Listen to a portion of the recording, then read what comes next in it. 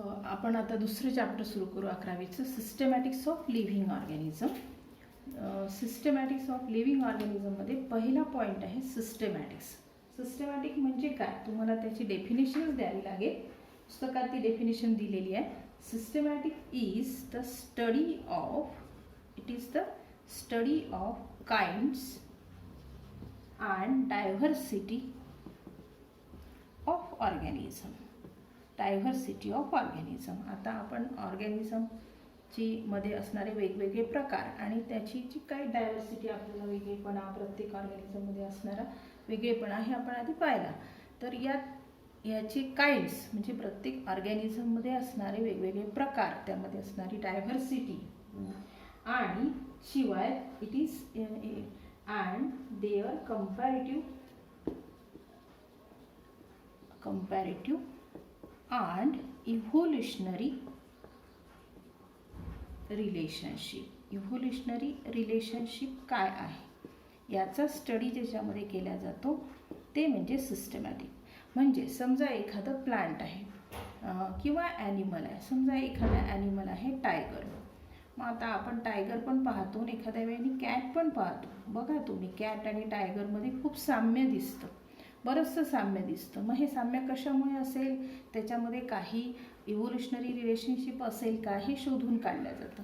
म्हणजेच त्या ऑर्गॅनिझमचा प्रकार कोणता आहे, त्यानंतर त्यात काय डायव्हर्स कंडिशन आहे. आता टायगरच तुम्ही जर घेतले तर याचेच कितीतरी प्रकार आहेत. कॅट जरी घेतला तर याच्यातही बरेच प्रकार आहेत.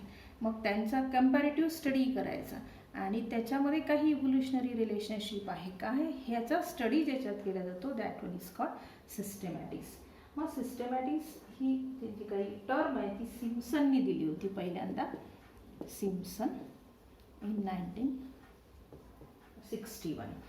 तर याच्यासोबत आणखीन एक टर्म येते टेक्सॉनॉमी.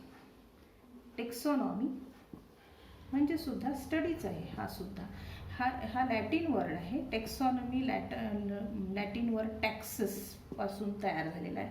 टॅक्सिसचा अर्थ आहे अरेंजमेंट आणि नॉर्म्सचा अर्थ आहे बाय लॉ. एखाद्या विशिष्ट रूलनी किंवा लॉनी जर आपण एखादी अरेंजमेंट करत असू प्लांटची किंवा ॲनिमलची, लिव्हिंग बिईंगची, तर त्याला म्हणतात taxonomy.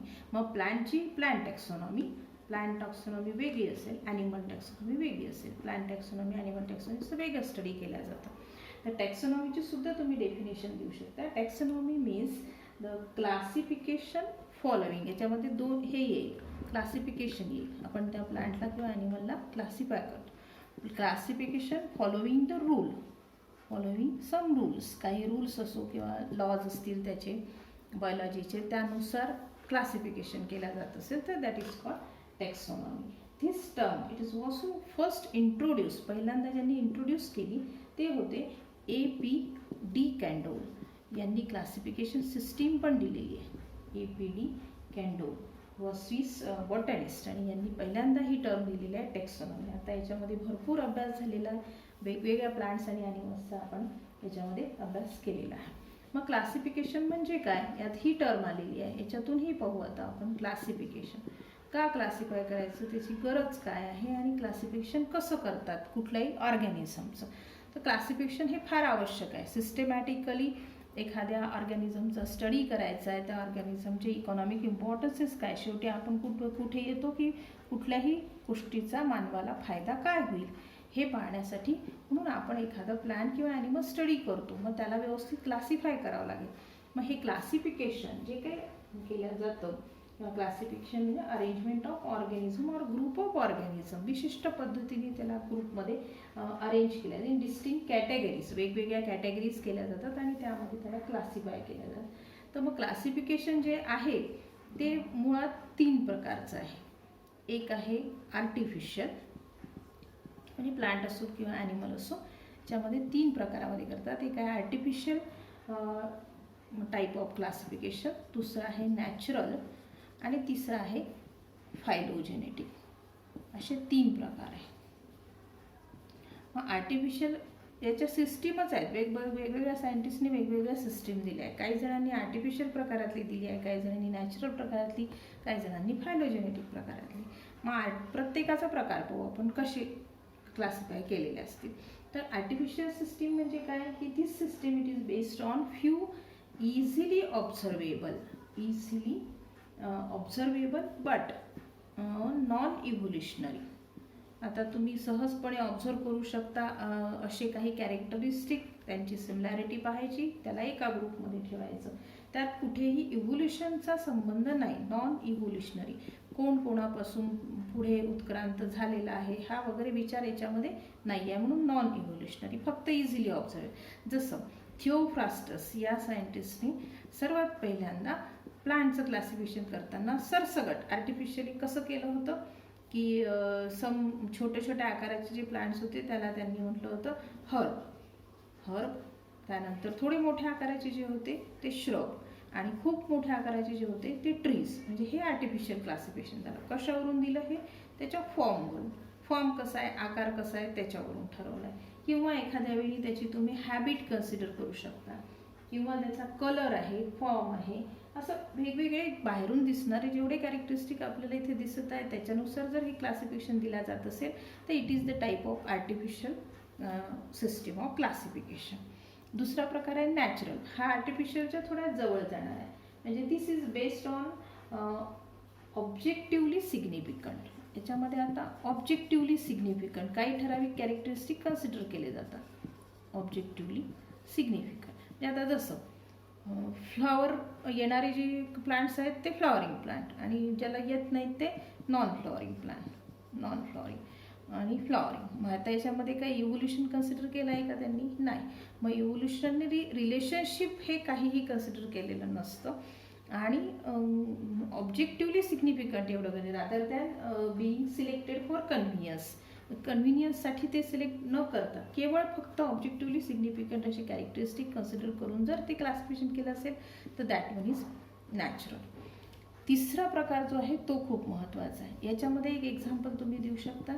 नॅचरलमध्ये Bentham and Hooker system. भारतामध्ये जेवढ्या काही आपण हर्बेरिया पाहिलेले आहे, त्याच्यानंतर बॉटनिकल गार्डन्स पाहिलेले आहेत, तर बॉटनिकल गार्डन हे अरेंजमेंट जी केलेली आहे ती बेंथम अँड हुकर सिस्टीमने केलेली आहे. ह्या बेंथम अँड हुकर सिस्टीमच अजून आपण वापरतो.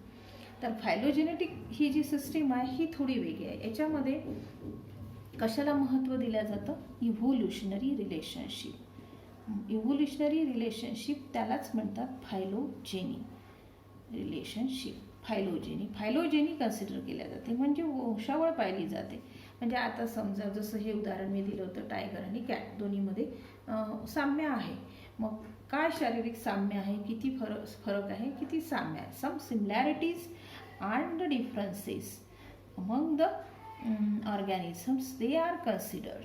काही डिफरन्सेस आणि काही सिमिलॅरिटीज ह्या कन्सिडर केल्या जातात, आणि मग त्याच्यात आणखीन त्याचे कुठले डिसेंट्स कोणते आहे, म्हणजे त्यांचे पूर्वज कोण होते, आता वंशज कसे झाले, कसं ते एव्होल्युशन होत गेलं, त्यानुसार त्यांना क्लासिफाय केल्या जात असेल तर that one is phylogenetic system of classification. याच्यामध्ये जी सिस्टीम येते ती आहे इंग्लर अँड प्रँटलची. त्यांच्या सायंटिस्टच्या नावानेच त्या ओळखल्या जातात. इंग्लर आणि प्रँटलने दिलेली जी आहे ती Engler and Prantl system of classification which is phylogenetic one. Bentham Hooker जी आहे ती नॅचरल प्रकारामध्ये येते, आणि आर्टिफिशियलमध्ये हे थिओफ्रास्टसचं जनरल मी सांगितलेलंच आहे, हर्ब श्रब ट्री जे असे केलेलं आहे ते क्लासिफिकेशन. आता मग क्लासिफिकेशन करताना किंवा एकूणच टेक्सॉनॉमी जेव्हा आपण शिकतो तेव्हा टेक्सॉनॉमी शिकत असताना आपल्याला वेगवेगळ्या टर्म्स इथे वापराव्या लागतात. ह्या टर्म्स कोणत्या? त्यामध्ये खास करून जी टर्म येते ती आहे कॅटेगरी आणि टॅक्सॉन. ह्या दोन टर्म जास्त येतात, कॅटेगरी आणि टॅक्सॉन. मग कॅटेगरी म्हणजे काय आणि टॅक्सॉन म्हणजे काय, ह्या दोन टर्म याच्यामध्ये दिलेल्या आहे. तर कॅटेगरी, प्रत्येक कॅटेगरी जी आहे it is refer to as unit of classification. हे युनिट आहे, it is the unit of classification, हे त्याचं युनिट असेल. आणि टॅक्सॉन हे जे काय आहे, टॅक्सा रिप्रेझेंट, ही कॅटेगरी जी आहे जी ज्याच्या फॉर्ममध्ये ती रिप्रेझेंट केली जाते, it represent rank, that is called taxon. याची जी कॅटेगरीची जी रँक आहे ते rank it is express in terms of taxon. तसं फॉर एक्झाम्पल आपण क्लासिफिकेशन देत असताना सर्वात मोठा जी काही कॅटेगरी आहे that one is the kingdom हे सांगतो आपण. ही याची रँक झाली, सो हायेस्ट वन. आणि मग त्याच्या समोर काय लिहितो आपण, किंगडम ॲनिमलिया किंवा प्लॅन्टी. मग ॲनिमलिया हा सर्वात मोठा ग्रुप आहे, दॅट वन इज टॅक्सॉन. तर हे आपल्याला डिटेलमध्ये याच्यामध्ये पाहायचं आहे. याच्यात आणखीनही काही वेगवेगळ्या टर्म्स येतील, त्या टर्म्स आपल्याला एक सोबत पाहायच्या, त्या आपण नेक्स्ट